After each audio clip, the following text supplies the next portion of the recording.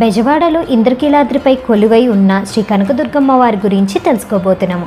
బ్రహ్మాండ నాయకి, అమ్మలగన్న అమ్మ, ముగ్గురమ్మల మూల పుటమ్మ. ఇక్కడ శ్రీచక్ర అధిష్టాన దేవతగా దుర్గమ్మగా వెలిసింది. కోరిన వారికి వరాలిచ్చే కొంగు బంగారంగా మన అమ్మ బెజవాడ దుర్గమ్మ. ఈ గుడికి క్షేత్రపాలకుడు ఆంజనేయ స్వామి. అందుకే ఇక్కడికి వచ్చిన భక్తులు ముందుగా హనుమాన్ని దర్శించుకుని ఆ పైన అమ్మవారిని, తర్వాత అయ్యవారిని దర్శించుకుని ఆశీస్సులు పొందుతూ ఉంటారు. బెజవాడకు విజయవాడ అనే పేరు రావటం వెనుక ఒక కథ ఉంది. పాండవులు వనవాసం చేస్తూ అడవిలో తిరుగుతూ దారుకా వనానికి వచ్చినప్పుడు వారిని వేదవ్యాసుడు కలిసి వారిలో ఒకరిని తపస్సు చేసి శివుని మెప్పించి పాశుపతాస్త్రమును పొందమని సలహా ఇచ్చాడు. పాండవులు ఆ పనికి అర్జునుడిని ఎన్నుకుంటారు. అర్జునుడు ఇంద్రకీలాద్రి పైన ఘోరమైన తపస్సు చేశాడు. శివుడు అర్జుని భక్తిని మెచ్చి ఇంకొంత పరీక్షించడానికి వేటగాని రూపము ధరించి ఒక ఎలుకబంటిని తరుముకుంటూ వస్తాడు. ఇంతలో ఆ ఎలుకబంటి అర్జుని వైపు వస్తుంది. గొప్ప క్షత్రియ వీరుడైన అర్జునుడు వెంటనే తన విల్లంబులతో ఆ ఎలుకబంటి పైకి బాణములు విసురుతాడు. అదే సమయంలో వేటగాని రూపంలో ఉన్న శివుడు కూడా బాణములు విసురుతాడు. ఈ రెండు బాణములు ఒకేసారి తగిలి ఎలుకబంటి మరణిస్తుంది. ఇద్దరు ఆ ఎలుకబంటిని చంపింది తానంటే తానని తగువుకి దిగుతారు. మాటలు కాస్త యుద్ధానికి దారితీస్తుంది. అర్జును ఎంత గొప్ప వీరుడైనా శివుడి ప్రతాపం ముందు తట్టుకోలేక బాగా అలసిపోతాడు. అప్పుడు భగవంతుని అనుగ్రహం పొందడానికి మట్టితో శివలింగమును తయారు చేసి పూజిస్తాడు. తాను శివలింగం మీద వేస్తున్న పువ్వులు వేటగాని మీద పడుతుండటం గమనించి సాక్షాత్తు శివుడే ఆ వేటగాడిని గుర్తిస్తాడు. అప్పుడు శివుడు తన స్వరూపంలో ప్రత్యక్షమయ్యి అర్జుని కోరిక మేరకు పాశుపతాస్త్రమును ప్రసాదిస్తాడు. ఆ అద్భుత క్షణాలకు గుర్తుగా ఇంద్రకీలాద్రిపై విజయేశ్వర స్వామి వారి గుడిని అర్జునుడు ప్రతిష్ఠించాడని ప్రసిద్ధి. ఇంద్రకీలాద్రిపై బోల్డని రాతి గుడులు ఉండేవి. కాలక్రమంలో అవి శిథిలమైపోయాయి. రాళ్ల కోసం క్వారీలు తవ్వకాలు జరుపుతున్నప్పుడు అక్కడ కొన్ని రాతి గుడులు బయటపడ్డాయి. వాటిని భద్రపరిచారు. ఈ ఆలయంలోని అమ్మవారు స్వయంభూగా వెలిసిందని పురాణాలు చెబుతున్నాయి. అంతేకాక స్త్రీ శక్తి పీఠంలో ఈ ఆలయం ఒకటి. ఒకసారి ఈ ఆలయ విశేషాలు తెలుసుకుందాం. పూర్వం కీలుడు అనే రాక్షసుడు కృష్ణానది తీరంలో దుర్గాదేవి గురించి ఘోరమైన తపస్సు చేశాడు. దాంతో అమ్మవారు సంతోషించి వరం కోరుకోమని అడగగా, అమ్మ, నువ్వు ఎప్పుడు నా హృదయ స్థానంలో కొలువై ఉండే వరం ప్రసాదించమని అడిగాడు. అది విన్న అమ్మ చిరునవ్వుతో, సరే కీలా, నువ్వు ఎంతో పరమ పవిత్రమైన ఈ కృష్ణానది తీరంలో పర్వతరూపుడై ఉండు. నేను కృతయుగంలో అసుర సంహారం తర్వాత నీ కోరిక తీరుస్తానని చెప్పి అంతర్ధానమయ్యింది. కీలుడు పర్వతరూపుడై అమ్మవారి కోసం ఎదురు చూడసాగాడు. తర్వాత లోకాలను కబలిస్తున్న మహిషాసురుని వధించి కీలుడికి ఇచ్చిన వరం ప్రకారం మహిషాసుర మర్దిని రూపంలో ఇంద్రకీలాద్రిపై వెలిసింది. తదంతరం ప్రతిరోజు ఇంద్రాది దేవతలంతా ఇక్కడికి వచ్చి దేవిని పూజించటం వలన ఇంద్రకీలాద్రిగా పిలువబడింది. అమ్మవారు కనకవర్ణ శోభితురాలై ఉండటం వలన అమ్మవారికి కనకదుర్గ అనే నామం స్థిరపడింది. ఆ తర్వాత ఇంద్రకీలాద్రిపై పరమేశ్వరుడు కూడా కొలువుంచాలనే ఉద్దేశంతో బ్రహ్మదేవుడు శివుడిని గురించి అశ్వమేధ యాగం చేస్తారు. దీంతో సంతుష్టుడైన శివుడు ఇక్కడ జ్యోతిర్లింగ రూపంలో వెలిశాడు. అలా వెలిసిన స్వామిని బ్రహ్మదేవుడు మల్లి, కదంబం పుష్పాలతో పూజించటం వలన స్వామివారికి మల్లికార్జునుడు అని పేరు వచ్చిందని గాథ. మరో గాథ ప్రకారం ద్వాపర యుగంలో అర్జునుడు పాశుపతాస్త్రం కోసం ఇంద్రకీలాద్రి పైన తపస్సు చేయగా అతన్ని పరీక్షించటానికి శివుడు వేటగాని రూపంలో వచ్చి అర్జునుతో మల్ల యుద్ధం చేసి అర్జునుడిని భక్తికి మెచ్చి పాశుపతాస్త్రాన్ని అనుగ్రహిస్తాడు. స్వామి ఇక్కడ మల్ల యుద్ధం చేశాడు కాబట్టి మల్లికార్జునుడిగా పిలువబడుతున్నాడు. ఈ క్షేత్రాన్ని దర్శించిన జగద్గురువు ఆదిశంకరాచార్యులు జ్యోతిర్లింగం అదృశ్యంగా ఉండటం గమనించి అమ్మ ఆలయం ఉత్తర భాగాన మల్లికార్జున్ని పునఃప్రతిష్ఠించారు. అలాగే ఆదిశంకరాచార్యులు మహారౌద్రంగా ఉన్న అమ్మవారిని ఆలయంలో శ్రీచక్ర యంత్ర ప్రతిష్ఠ చేసి శాంతింపజేశారు. అప్పటి నుంచి అమ్మ పరమశాంత రూపిణిగా భక్తులకు కనువిందు చేస్తుంది. అమ్మవారిని దర్శించుకునే సమయాలు తెల్లవారుజామున 4 గంటల నుంచి సాయంత్రం 9 గంటల వరకు అమ్మవారిని దర్శనం చేసుకోవచ్చు. మధ్యాహ్నం భోజనం సమయంలో కాసేపు దర్శనం నిలిపివేస్తారు. విజయవాడ అనగానే అందరికీ గుర్తుకొచ్చేది ఆ ఇంద్రకీలాద్రి పైన వెలిసిన దుర్గమ్మ వారు. కానీ అమ్మ ఇక్కడి కన్నా ముందు మొగల్రాజపురం ప్రాంతంలో దనకొండ మీద స్వయంభూగా వెలిసిన కథ గురించి ఇప్పుడు తెలుసుకుందాం. ప్రతిరోజు గొల్లవాడు మేకలు గొర్రెలను తీసుకుని ఆ కొండపై ప్రాంతానికి వెళ్ళేవాడు. అయితే ఒకరోజు ఆ కొండ ప్రాంతాలలో ఎక్కడో గజ్జల శబ్దాలు వినిపిస్తూ ఉన్నాయి. ఈ శబ్దం ఎక్కడి నుంచి వినిపిస్తుందని కొండ పై భాగంలో పరిసర ప్రాంతాల్లో వెతకసాగాడు. అప్పుడు ఒక గృహలో సాధారణ స్త్రీ రూపంలో అమ్మవారు గొల్లవారికి దర్శనమిచ్చి నీకు ఏమి కావాలో కోరుకో అనగా పేదరికంలో ఉన్న నన్ను ఆదుకోమని కోరుకున్నాడు. అప్పుడు అమ్మవారు గొల్లవానికి 3 బస్తాలు బంగారం ఇస్తున్నాను, ఇవి పట్టుకుని వెళ్ళిపో, ఎటువంటి పరిస్థితిలో వెనక్కి తొంగి చూడకుండా వెళ్ళిపోవాలని ఆజ్ఞాపించారు. అలాగేనని బంగారం తీసుకుని గొల్లవాడు గృహ వద్ద నుంచి కిందకు బయలుదేరారు. గొల్లవాడు వెళ్తూ 3వ వంపు దగ్గరికి వెనక నుంచి శబ్దాలు వినిపించిపోయేసరికి వెనక్కి తిరిగి చూశారు. వెంటనే అతను బండగా మారిపోయారు. ఆ బండను గొల్లబండ అని పిలుస్తున్నారు. ఆ బండను మనం కొండ దిగువ భాగాన చూడవచ్చు. దాదాపు 200 సంవత్సరాల క్రితం నుంచి ఇక్కడ అమ్మవారి పూజలు జరుగుతున్నాయని స్థానికులు చెబుతున్నారు. ఇప్పటికీ ఆలయ పరిసర ప్రాంతాల్లో గజ్జల శబ్దాలు వినిపిస్తాయని ఈ ప్రాంతవాసులు చెప్తూ ఉంటారు. అప్పటి రోజుల్లో ఈ ఆలయానికి వెళ్ళాలంటే చెట్లు చేమలు పట్టుకుని అడుగులో అడుగు వేసుకుంటూ వెక్కవలసిందే. కానీ ఇప్పుడు మనకి ఆ కష్టం లేదు. ఆ ప్రాంతీయ వాసులందరూ కలిసి మెట్లు మలుపులతో కూడిన దారి మార్గాన్ని వేశారు. ఎంతో సులువుగా ఇప్పుడు మనం అమ్మవారిని దర్శించుకోవచ్చు. అమ్మవారి ఆలయానికి వెళ్ళే దారిలో 9 నవదుర్గలు మనకి దర్శనమిస్తాయి. ఇక్కడ చూపిస్తున్నాను చూడండి, దనకొండ పైన వెలిసిన దుర్గమ్మవారి ఆలయము. పైకి వెళ్దాం పదండి. ఈ ఆలయంలో 6:30 నుంచి 7:30 వరకు అభిషేకం జరుగుతుందండి. 7:30 నుంచి 11:30 వరకు అర్చన చేస్తారు అమ్మవారికి. పదండి లోపలికి వెళ్ళి అమ్మవారిని దర్శించుకుందాం.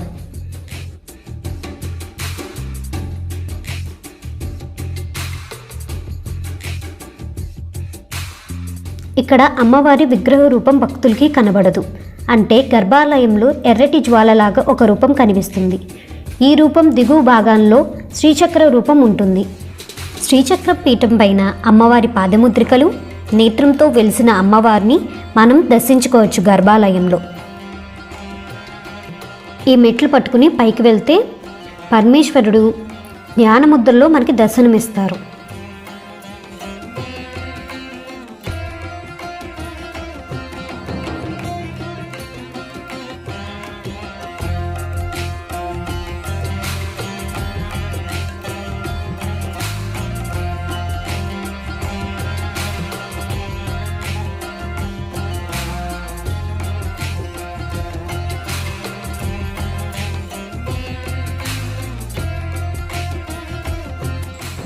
ఇక్కడ నుంచి మన విజయవాడ సిటీ వ్యూ చూపిస్తానండి. ఎంత బాగుందో చూడండి.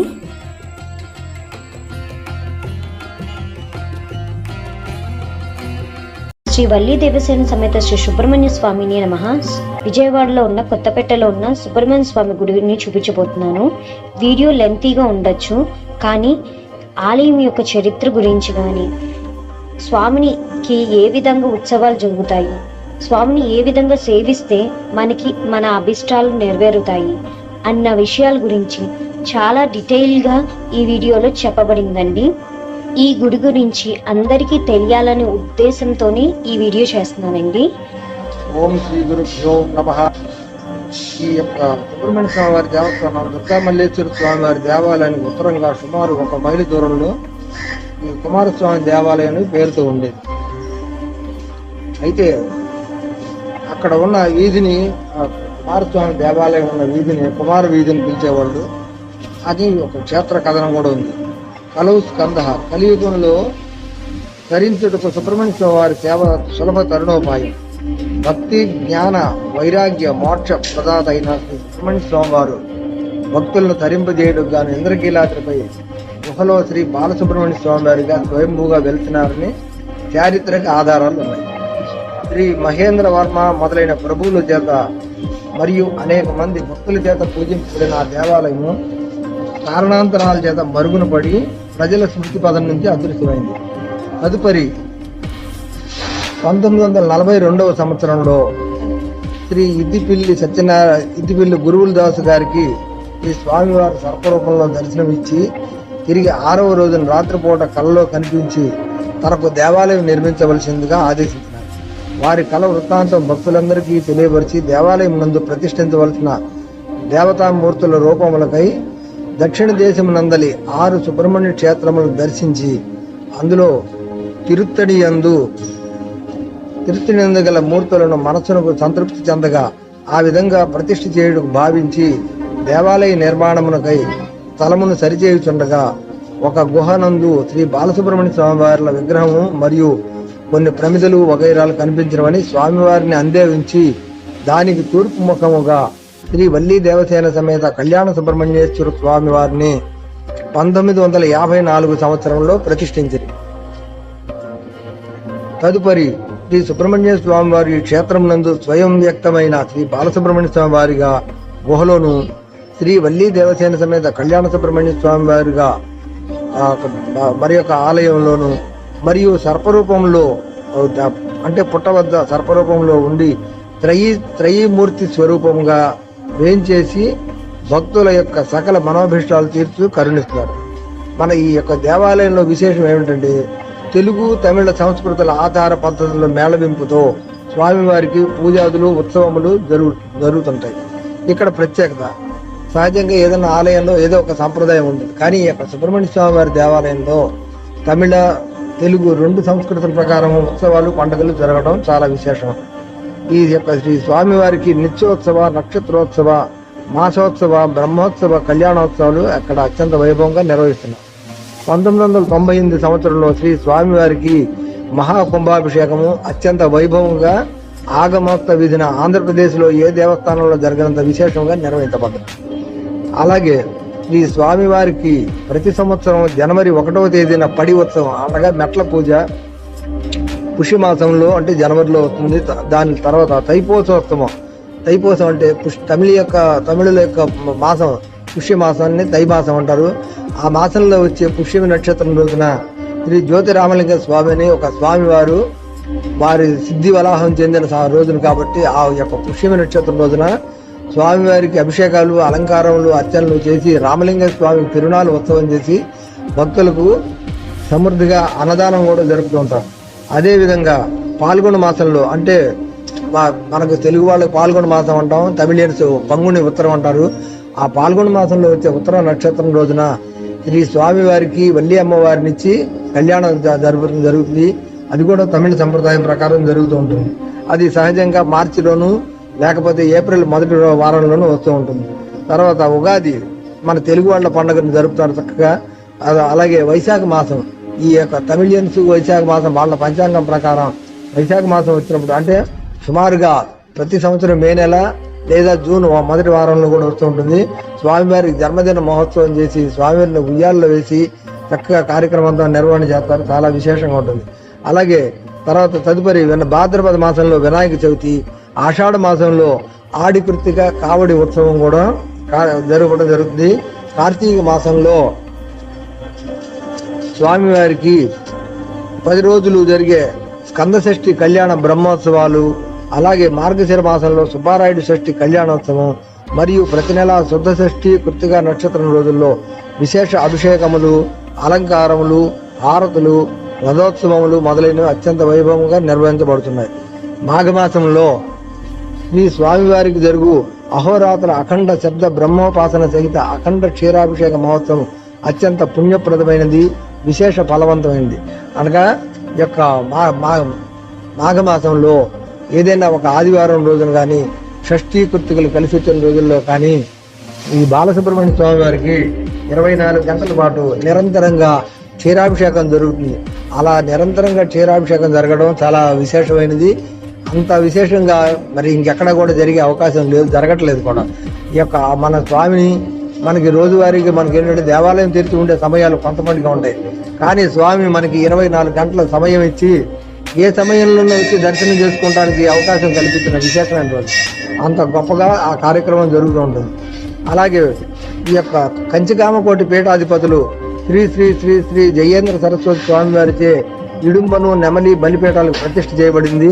దేవస్థానం యొక్క మెట్ల నిర్మాణానికి శంకుస్థాపన కూడా శ్రీ జయేంద్ర సరస్వతి స్వామి వారు నిర్వహించి కలియుగంలో శ్రీ సుబ్రహ్మణ్యేశ్వర స్వామి వారు ప్రత్యక్ష దైవమని, ఆ స్వామిని దర్శించి ఆరాధించిన ఎడల సమస్త దేవతలను ఆరాధించినట్లగునని దక్షిణ భారతంలోని తమిళనాడులోని కొండపై ఉన్న 5 క్షేత్రములతో పాటు ఆంధ్రప్రదేశ్లోని విజయవాడ ఇంద్రకీలాద్రిపై వెలసి ఉన్న శ్రీ సుబ్రహ్మణ్యేశ్వర స్వామి వారి క్షేత్రము 6వ క్షేత్రముగా పరిగణించబడి అభివృద్ధి చెందునని రాజగోపురము కళ్యాణ మండపం నిర్మించవలసినని చెప్పి విరాళాలు ఇచ్చారు అప్పట్లో ఆయన. ఏది జయేంద్ర సరస్వతి స్వామి వారు యొక్క స్వామి. ఈ దేవాలయం యొక్క విశేషం ఏంటంటే, వివాహం కావలసిన వారికి స్వామివారి కళ్యాణం జరిగే సమయంలో కళ్యాణ మాలని నిర్మాణం చేస్తారు. ఆ యొక్క కళ్యాణ మాల ఏంటంటే, భక్తులు ఆ సమయానికి నిర్ణయించిన రుసుము చెల్లించి 2 పూలదండలు తెచ్చుకొని ఆ పూలదండలు 2 స్వామివారికి సమర్పించిన ఎడల ఆ పూలదండలు 2 స్వామివారికి వేసి అందులో మరల ఆ యొక్క కళ్యాణం కావలసిన ఆడపిల్లలు కానీ మగపిల్లలు కానీ వాళ్ళకి ఒక దండ వేయడం వల్ల స్వామికి ఏ విధంగా కళ్యాణం జరుగుతుందో వీళ్ళకి కూడా అలాంటి కళ్యాణ యోగం కలిగి త్వరగా వివాహం జరుగుతుంది. అది ప్రత్యక్షంగా రుజువైంది. కొంతమందికి 3 నెలల్లోనూ, కొంతమందికి నెలలో కూడా వివాహం అయిన సందర్భాలు ఉన్నాయి. అదేవిధంగా ఈ శారీరక మానసిక బాధలు ఉన్న వాళ్ళందరూ కూడా కావడి సేవ చేసి బాధా విముక్తులు అవుతున్నారు. ఈ యొక్క కావడి విశేషం అంటే ఏంటంటే, ఈ యొక్క ఆషాఢ మాసంలో కృత్తిక నక్షత్రం రోజున, కార్తీక మాసంలో శుద్ధ షష్ఠి రోజున స్వామివారికి కావడి ఉత్సవం చేస్తారు. ఆ కావడి ఉత్సవం కావడులన్నీ కూడా కృష్ణానది వద్దకు చేర్చి అక్కడ కావడులకు పూజ చేసి హారతి ఇచ్చి పైకం చెల్లించిన వాళ్ళ దగ్గర రసీదు తీసుకుని వాళ్ళకి కావడి బుధాన పెడితే భజంత్రీలు మేళతాళాలతో ఊరేగింపుగా వచ్చి స్వామి ఆలయంలో ప్రదర్శనం చేసి ఆ యొక్క కావడి సమర్పించడం వల్ల ఆ కావడి కట్టిన ద్రవ్యాలు అంటే వాళ్ళకి ఉన్న కష్టాలని ఆ ద్రవ్య రూపంలో తీసుకొచ్చి స్వామికి సమర్పించేటప్పటికి వీళ్ళకి బుధం మీద ఉన్న కష్టం అనే భారం తీరిపోతుంది. జీవితంలో ఉన్న కష్టం కూడా త్వరగా తీరిపోతుంది. ఆ యొక్క కావడి విశేషం అంత చాలా చక్కగా ఉంటుంది. అంత సంవత్సర విధంగా స్వామి కళ్యాణం జరిగిన 3 సార్లు కూడా పాల్గొన మాసంలో ఉత్తరా నక్షత్రం రోజున స్వామి గారు సాయంత్రం కళ్యాణము, రాత్రికి పవళింపు సేవ జరుగుతుంది. ఆ యొక్క పవళింపు సేవకి సంతానం లేని దంపతులు వచ్చి స్వామి దర్శనం చేసుకుని తీర్థం స్వీకరించి నిద్ర చేసిన ఎడల స్వామి అనుగ్రహం వలన వాళ్ళకి ఎన్ని జన్మల నుంచి ఉన్న కష్టాలను తీరిపోయేసి త్వరగా వాళ్ళకి సంతానం కలిగే అవకాశం ఉంది. ఆ యొక్క పౌర్ణమి సేవ కార్యక్రమం పాల్గొన మాసంలో ఉత్తరా నక్షత్రం రోజున, కార్తీక మాసంలో దశమి రోజున, అలాగే మార్గశిర మాసంలో సుబ్బారాయుడు షష్ఠి, ఆ షష్ఠి రోజున పౌర్ణమి సేవ కార్యక్రమం జరుగుతూ ఉంటుంది. ఆ యొక్క కార్యక్రమంలో కూడా చాలా మంది భక్తులు పాల్గొని వాళ్ళందరూ కూడా కృతార్థులయ్యి చాలా కాలం బట్టి పడుతున్న కష్టాన్ని అధిగమించి తొందరగా సంతానం కలిగి తల్లిదండ్రులయ్యే అనుగ్రహం స్వామి వల్ల కలుగుతోంది. ప్రాంగణంలో ఆలయమునకు దక్షిణ భాగంలో ఒక కోనేరు, దాని పక్కన ఈ రమాసహిత సత్యనారాయణ స్వామి దేవాలయం ఉంది. ఈ యొక్క కోనేరు కొంత స్వతసిద్ధంగా ఏర్పడినప్పటికీ కూడా సుమారు 800 సంవత్సరాల క్రితం ఈ యొక్క కొంతమంది సాధువులు తపస్సు చేసుకోవడం కోసం స్థలం కోసం అన్వేషిస్తూ అక్కడ జలం ఉంటుందని చెప్పి తెలుసుకుని ఆ కొండని తవ్వి కోనేరు తయారు చేసి నీటి వసతి అవసరాలు తీర్చుకున్నారు. చాలా కాలం కూడా ఆ కోనేరు నిండా ఉన్న నీళ్లే క్రమంగా కొండ మీద ఆవాసాలు ఏర్పాటు చేసుకున్న వాళ్ళందరూ కూడా ఆధారమైంది. తదుపరి మా ప్రభుత్వం వాళ్ళు నిర్వహించిన పైప్ లైన్ల ద్వారా నీటి సప్లై జరుగుతుంది. అయినప్పటికీ కోనేరు అదే విధంగా ఉంది. అలాగే ఆ పక్కన సత్యనారాయణ స్వామి గుడి కూడా 1920కి ముందు నుంచి కూడా ఉన్న దాఖలాలు ఉన్నాయి. ఆ యొక్క చరిత్ర విశేషాలు కూడా ఆ చుట్టుపక్కల పరిసరాలు గమనిస్తే తెలుస్తుంది. ఈ యొక్క సుబ్రహ్మణ్య స్వామి వారిని సేవించడం అత్యంత చాలా విశేషము. ఈ యొక్క ప్రతి మనిషిలో ఉండే జ్ఞాన చక్రం అని ఉంటుంది. ఆ జ్ఞాన చక్రానికి అధిపతి సుబ్రహ్మణ్య స్వామి వారు. అందుకని చదువు రాని వాళ్ళు ఎవరన్నా ఉన్నా కూడా విద్యార్థులు కూడా చక్కగా స్వామి సేవ చేసుకుంటే వాళ్ళకి బుద్ధి వికసించి చక్కగా చదువులో అభివృద్ధి పొంది మంచి జ్ఞానవంతులు అవుతారు. అలాగే గ్రహిస్తారు. ఓం శరవణ భవ.